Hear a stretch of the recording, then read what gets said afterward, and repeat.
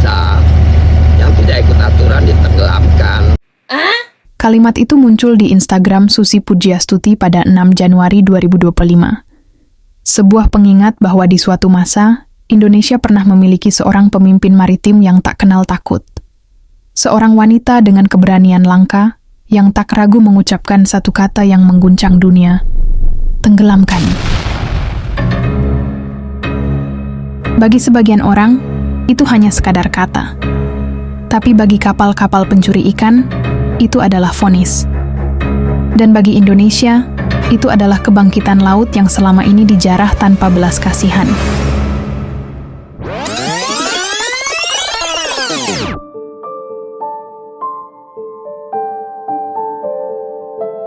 Kala itu di Pangandaran, pada 15 Januari 1965, lahirlah seorang anak perempuan yang kelak akan mengguncang dunia dengan keberaniannya.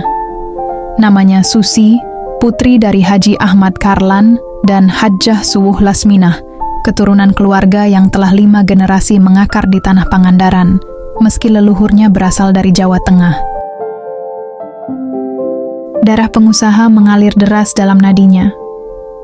Keluarganya bukan hanya pedagang ternak biasa, mereka adalah penguasa pasar, memperjualbelikan ratusan ternak dari Jawa Tengah ke Jawa Barat. Di atas segalanya, ada nama besar yang membayangi. Haji Ireng, kakek buyutnya, seorang tuan tanah yang dikenal luas dan disegani di daerahnya. Namun, Susi bukan gadis biasa. Di SMP Negeri 1 Pangandaran, ia menonjol. Tapi dunia sekolah yang kaku mulai terasa seperti kurungan baginya. Di SMA Negeri 1 Yogyakarta, kesehatannya yang sering terganggu membuatnya semakin sulit bertahan. Tetapi bukan hanya tubuhnya yang memberontak, jiwanya juga. Sistem sekolah terasa mengekangnya, tak sejalan dengan pikirannya yang bebas. Akhirnya, ia mengambil keputusan besar, meninggalkan bangku sekolah dan menempuh jalan yang jarang dilalui orang lain.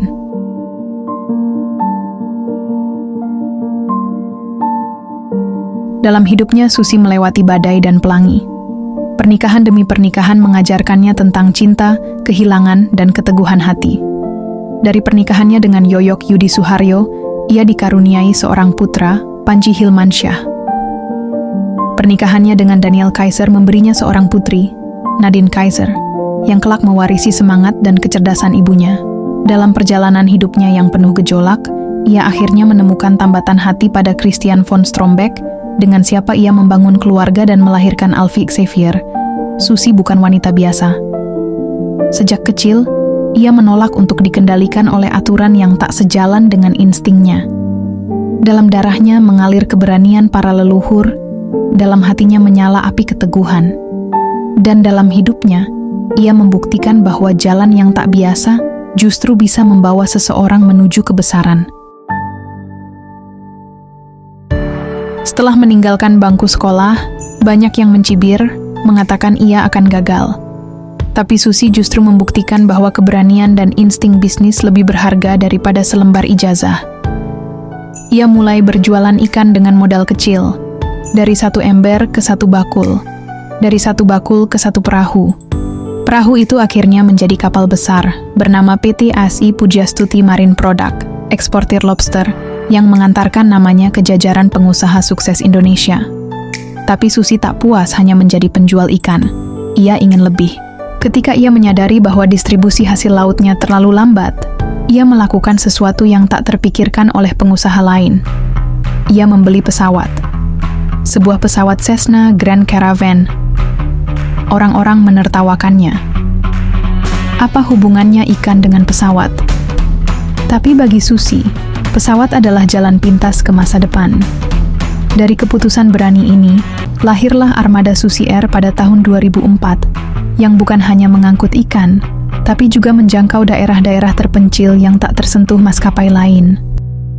Di tahun yang sama, di tanggal 26 Desember 2004, gempa berkekuatan 9,1 skala Richter mengguncang Aceh, diikuti oleh tsunami yang menewaskan lebih dari 230.000 orang. Dunia terkejut. Aceh hancur, bandara dan jalur transportasi lumpuh total.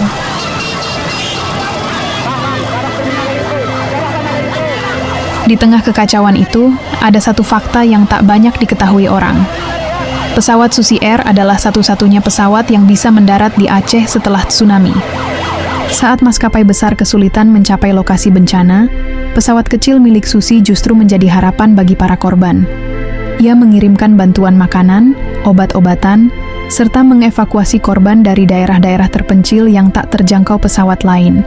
Tindakan heroiknya ini membuat namanya mulai dikenal, bukan hanya sebagai pengusaha, tetapi juga sebagai sosok yang berani bertindak di saat kritis. Dari sini, Susi Air berkembang menjadi maskapai yang tak hanya melayani bisnis, tetapi juga kemanusiaan.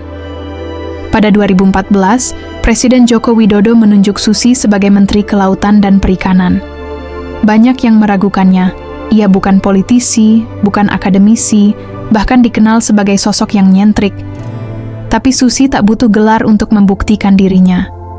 Dalam waktu singkat, dunia mengenalnya sebagai menteri yang paling berani dalam sejarah maritim Indonesia. Dengan lantang ia menyatakan, kalau mencuri ikan di perairan Indonesia, tenggelamkan.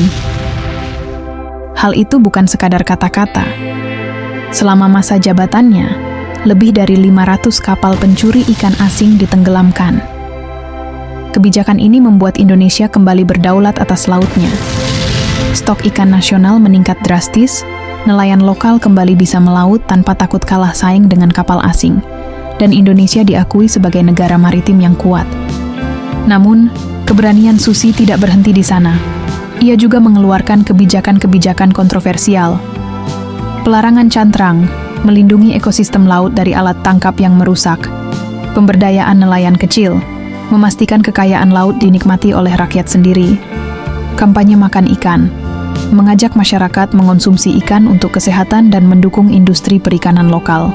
Kebijakannya mengundang banyak pujian sekaligus kritik. Ancaman berdatangan, namun Susi tidak kenal gentar. Hingga akhir masa jabatannya pada 2019, ia tetap berdiri tegak. Ia mungkin meninggalkan kursi menteri, tapi satu hal yang pasti, Susi tidak pernah takut menghadapi siapapun yang merusak laut Indonesia.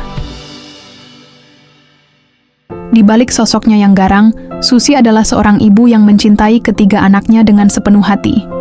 Ia mendidik mereka yakni Panji Hilmansyah, Nadine Kaiser, dan Alfi Safir dengan kebebasan untuk memilih jalan mereka sendiri. Panji Hilmansyah adalah putra sulung Susi Pujiastuti dari pernikahannya dengan Yoyok Yudi Suharyo. Lahir pada tahun 1984, Panji menunjukkan minat besar di bidang penerbangan, mengikuti jejak ibunya. Ia menempuh pendidikan pilot di Amerika Serikat dan berhasil meraih lisensi sebagai instruktur pilot. Selain itu, Panji juga berperan sebagai Chief Inspector di Susi Air, maskapai milik keluarganya. Sayangnya, pada 18 Januari 2016, di usia 31 tahun, Panji meninggal dunia secara mendadak di Naples, Florida, Amerika Serikat, diduga akibat gagal jantung. Nadine Pascale Kaiser lahir pada 24 Juli 1994 di Daytona Beach, Florida, adalah putri kedua Susi dari pernikahannya dengan Daniel Kaiser, pria berkewarganegaraan Swiss. Setelah perceraian orang tuanya pada tahun 1999, Nadine kembali ke Indonesia dan menghabiskan masa kecilnya di Pangandaran, Jawa Barat. Pendidikan menengahnya ditempuh di British School Jakarta hingga tahun 2008. Kemudian, ia melanjutkan studi di The Knox School, New York, antara 2011 hingga 2013. Ketertarikannya pada dunia penerbangan membawanya kembali ke Daytona Beach untuk menempuh pendidikan di Embry-Riddle Aeronautical University dengan fokus pada administrasi bisnis dan manajemen operasi penerbangan. Setelah lulus, Nadine memperdalam pengalamannya dengan magang di PT Garuda Indonesia di Tokyo pada 2017 hingga 2018. Sejak tahun 2020, ia menjabat sebagai Managing Director di Susi Air, berkontribusi signifikan dalam operasional maskapai tersebut. Pada 25 Agustus 2024, Nadine menikah dengan Geoffrey Allen Gerald, pria asal Prancis, dalam sebuah upacara yang khidmat dihadiri oleh keluarga dan kerabat dekat. Alfie Xavier adalah anak bungsu Susi Pujiastuti dari pernikahannya dengan Christian von Strombeck, seorang pilot asal Jerman. Lahir pada tahun 2001, Alfie mewarisi semangat dan dedikasi ibunya dalam dunia penerbangan. Ia menyelesaikan pendidikan di Universitas Suffolk Sawyer Business School, mengambil jurusan Business Economics. Setelah lulus, Alfie bergabung dengan Susi Air, memegang berbagai posisi mulai dari Assistant to the Chairman hingga General Affairs. Selain keterlibatannya dalam bisnis keluarga, Alfie juga aktif dalam komunitas Pandu Laut Nusantara, menunjukkan kepeduliannya terhadap kelestarian lingkungan laut Indonesia. Ketiga anak Susi Pujiastuti telah menunjukkan dedikasi dan kontribusi mereka di bidang masing-masing, meneruskan semangat dan nilai-nilai yang diwariskan oleh ibu mereka.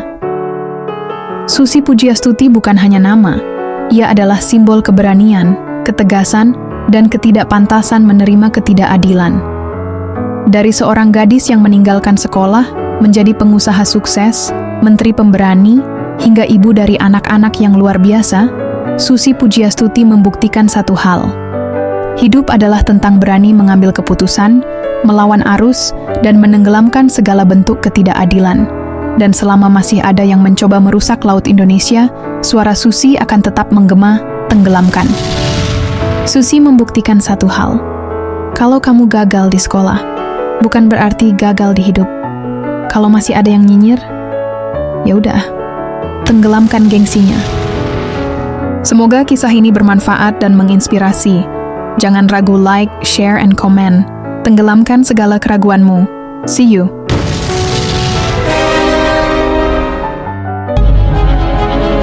Karena selama ini Indonesia suffer sekali atas pencurian ikan yang sangat masif dilakukan oleh kapal asing, baik yang sudah berbendera Indonesia maupun yang masih berbendera negaranya. Nah, illegal fishing ini marak dan mulai banyak itu tahun 2001 dimulai. Setiap negara itu wajib untuk defend and consistent protecting their sovereignty. Itu adalah kewajiban setiap negara, setiap bangsa. Waktu itu dengan dubes-dubes mereka juga respect karena itu adalah country sovereignty. Mereka kan melihat sekarang ikan banyak, jadi mereka ya pasti terus mencoba untuk masuk kembali. Padahal kita juga sudah bikin peraturan yang sangat baik. Perikanan tangkapnya mereka tidak boleh lagi, tetapi pengolahannya mereka boleh masuk 100%. Masa nangkep ikan saja harus orang asing? Oh, bagaimana negeri kita?